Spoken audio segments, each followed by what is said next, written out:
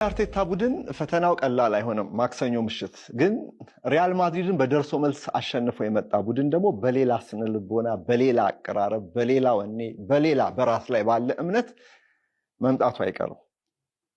በኤምሬትስ ማክሰኞ ምሽት ይህ ጨዋታ ይከናወናል። እነዚህን ነጥቦች በሰፊው በጥልቀት አንስተናል። ግን ሁለቱን እንግዶቼን አንድ ጥያቄ ሳልጠይቅ ልሰናበታቸው አልፈልግም። ውጤት እስቲ ገምቱ። ዮኒ ምን ትላለህ? ጎሎች ይኖራሉ ይገምታል።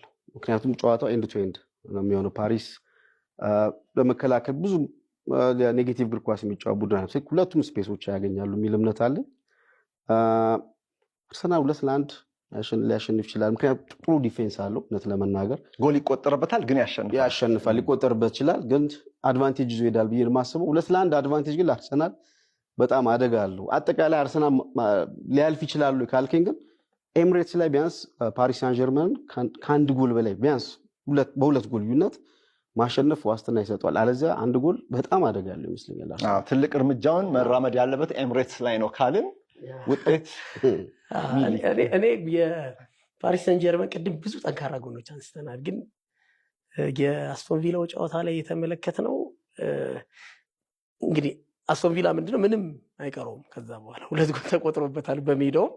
ስለዚህ ቡድኑ በሙሉ ኃይሉ ማጥቃት ሲጀምር የቡድኑ የጨዋታ ዕቅድ ሙሉ ለሙሉ ወደ ማጥቃት ሲቀየር ሲርበተበቱ ተመልክቻለሁ።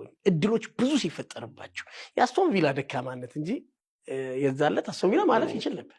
እድሉ አግኝቶታል። ከሁለት ለባዶ አሴንሲዮ ይሳቱ ኳስ ሲዝን ዲሳይደር አግኝቶታል እና ጫና የመሸከም በተለይ አፈግፍጎ በመጫወት ኮንትሮል ከእጁ ከወጣ ቡድኑ በዚህ አልተፈተነም። እስካሁን ድረስ የኤንሪኬ ቡድን በሊግ ያው በጣም ከፍ ያለ ኮንትሮል ያለው ቡድን ነው።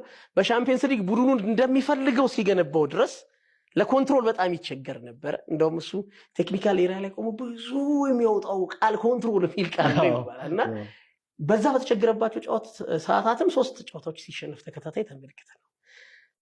አርሰናል ዋስትናው ኮንትሮሉን መንጠቅ ከቻለ ከፒኤስጂ ኮንትሮሉን መንጠቅ ከቻለ ዮናስ ያለውን ከአንድ ጎል በላይ አድቫንቴጅ ማግኘት የሚችልበት እድል ይኖረዋል በጨዋታው።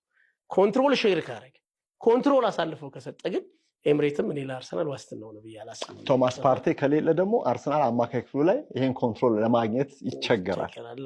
ስለዚህ እኔ 1-1 እሺ ዮናስ 2-1 ብሏል። ሚሊዮን 1-1 ብሏል። ማክሰኞ ምሽት 4 ሰዓት ላይ የጨዋታ ይጀምራል። እስቲ እናንተም ገምቱ እዚህ ኮሜንት ሴክሽኑ ስር ማን ያሸንፋል። ግን ከምክንያት ጋር ቢሆን ውጤቱ 2-1 1-1 3-1 ማለት ቀላል ሊሆን ይችላል ቁጥር መጻፍ፣ ግን ምክንያቶቹን ማስደገፍ ግን ያስፈልጋል።